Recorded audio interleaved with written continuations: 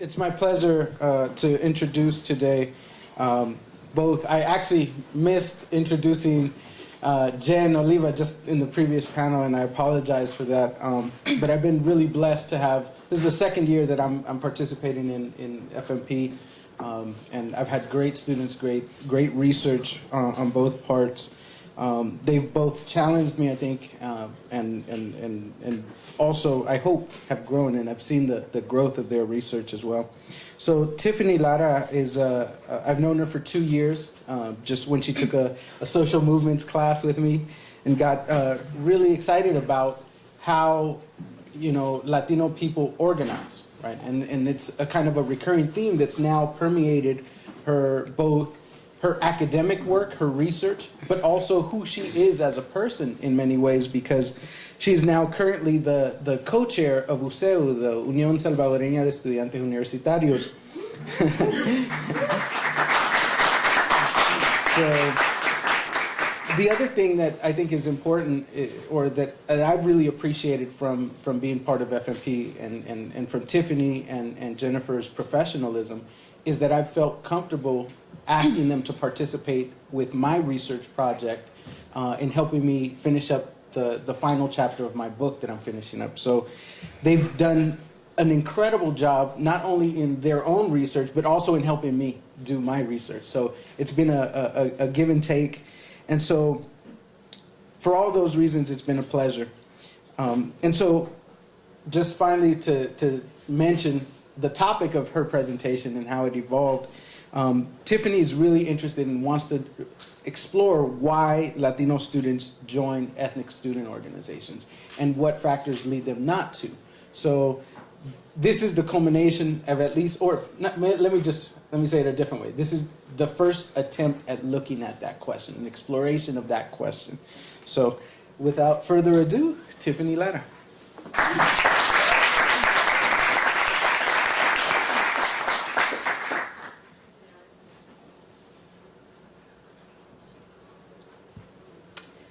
Thank you, Professor Perla, for that wonderful introduction. Again, my name is Tiffany Lara. I'm a major in Latin American Latino Studies with a minor in education.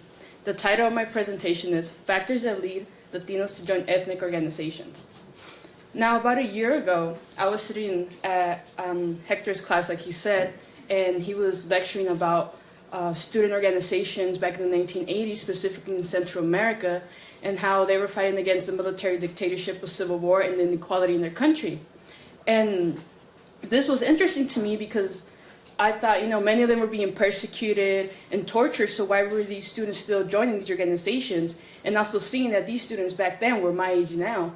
So, I thought that because of that, also they came to the United States. Many of them settled down, had their families here, and those children became the first generation Latino here in the U.S. And I realized that I am part of that first generation.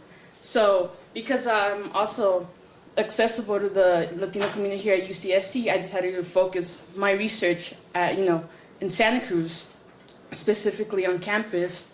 And I wanted to know why Latinos join organizations. If we're not fighting the military dictatorship right now, if we're not fighting the Civil War, why are we joining these organizations?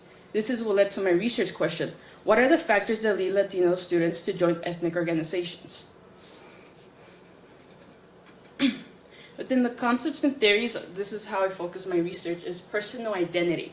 How students ethnically define themselves in this institution, and the social identity theory, which is when they go into organizations that they have been interested in, how do they form this big social identity into one? This is what we see as the ethnic organizations.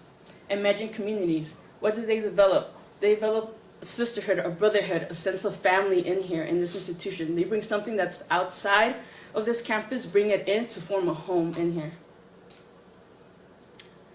The way I did my data and analyzed it was by passing out 26 surveys, but I only received 18 surveys back. 22 short answer questions that specifically asked ethnicity, hometown, if they felt welcome at UCSC. And the way I did this was by using the snowball sampling method, which was giving 2 of my peers a survey so they can distribute it to their acquaintances or their classmates. And by doing this, I do acknowledge that I cannot reach the whole Latino community here at UCSC, but yet I have significant factors from the data I've analyzed of the 18 students that answer my survey completely. My results. I found that within personal identity, the most common factor is ethnicity. So what this means is that when I analyzed the data, it was correlated at levels that are statistically significant, which means that it's 90% that is not a random chance. What does that mean? That those students who identify themselves as Latino or Hispanic are less likely to join ethnic organizations.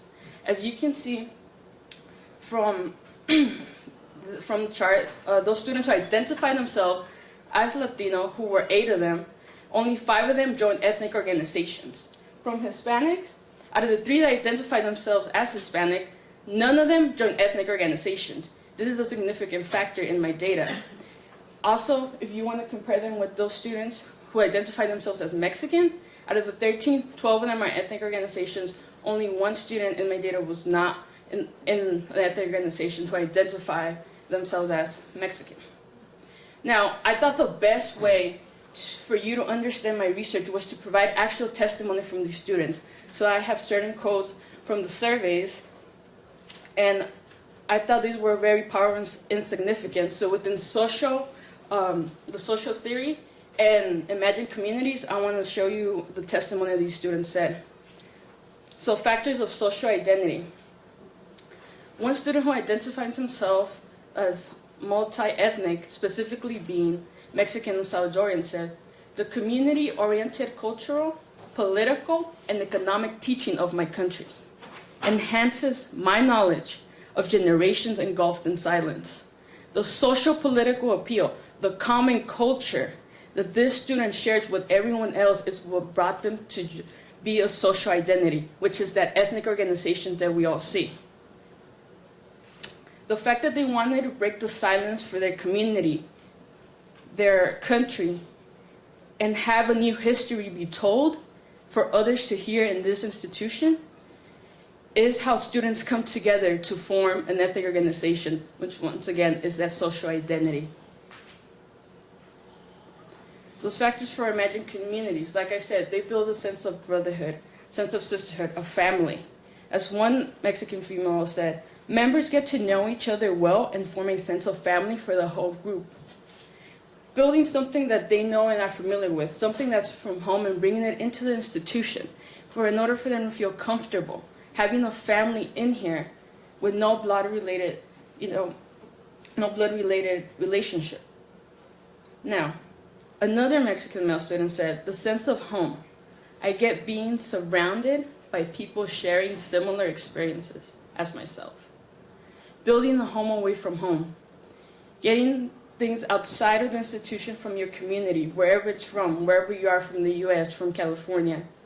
Bringing them all into this institution, tying it together, and forming a home to feel comfortable, to have a free space where you can go and discuss your history, go and discuss ethnically, who you are and what you are as a student here at UCSC. In conclusion, what I found within these concepts and theories was certain factors. As I said previously, for personal identity, ethnicity, how do students identify themselves as, is a factor on why they join ethnic organizations. Their social identity, social political appeal, and common culture. Sharing the history, sharing the culture of language, simple things as food,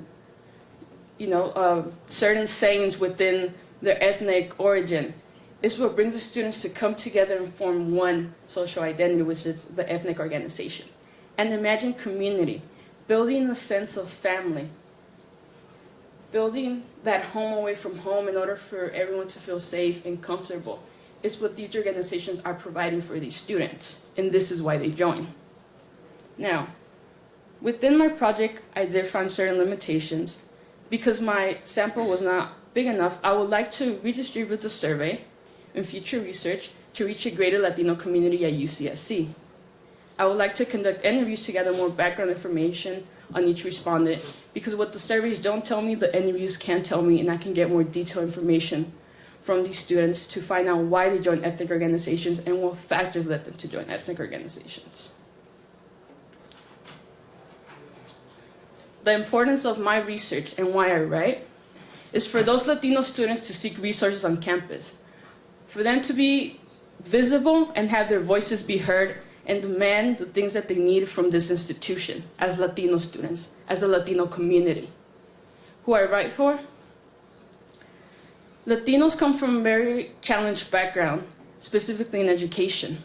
And if this research helps those Latino students feel that they are not a minority group here in this institution, then I will write for them. If there was someone who created an ethnic organization I can be part of and made a difference in my life, then I want to make a difference in my Latino community and have him encourage them to have that voice and let them be heard here in the institution to demand what they need as a community, as an individual, and as a Latino. Before I conclude my presentation, I would like to give thank you to a couple of people here. First of all, my faculty mentor, Hector Perla, thank you for pushing me and trusting me with your research. My instructors for FMP, Angelica Lopez and Robin King, thank you for challenging me and pushing me through this 2 quarters of research. And my academic counselor, Lily Pinedo, for letting me sit in your office and tell you my frustration about this project, but always finding a solution to it. My FMP peers right here, guys, we made it. And to my friends, my colleagues, thank you all for being here today and sharing this day with me, and thank you for taking the time for coming and supporting me. Taking time out of your day, and good luck with finals with everyone. EOP, thank you for giving me this opportunity.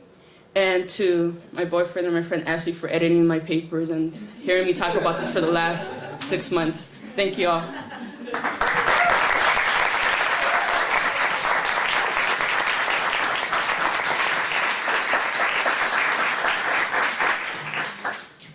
Hi. Well, I just realized that I've been doing this FMP thing all wrong, Darla. You get them to write your book for you. What's the deal? Nobody shared that with me before. Jeez. Tonto, man. I was not thinking right. No, it's wonderful to be here. This is, I think, my 5th or 6th FMP student. I've really enjoyed the program. So Feliz Quiñones' topic today is gangs. It's gangs are a sort of a social phenomenon that I've been interested in for about 15, 20 years, going back to my own teaching in the La Puente, West Covina area of LA. Let's hear it, La Puente, all right, where I grew up and everything. And people say, well, you're in education. Why are you studying gangs and stuff and what happens in schools? And aren't you supposed to study learning stuff like that? And I think, yeah, that's true. I do that. But the kids that are gang affiliated, they're not just not learning, they're dying. And we have to do something about this. And I believe that schools can play a role in the lives of kids. And I think that we need to do more research. And I think Feliz's research is a really important step in learning more about what schools can and should be doing. And I think you'll really find the results fascinating. A little bit about Feliz. Feliz is caring, smart, hardworking, and a lot of other things. She's a very, very bright student. I think she's just about the most persevering student I've worked with in the FMP program, always on time. If she says she's going to have a draft, there's a draft. And that means a lot to professors. I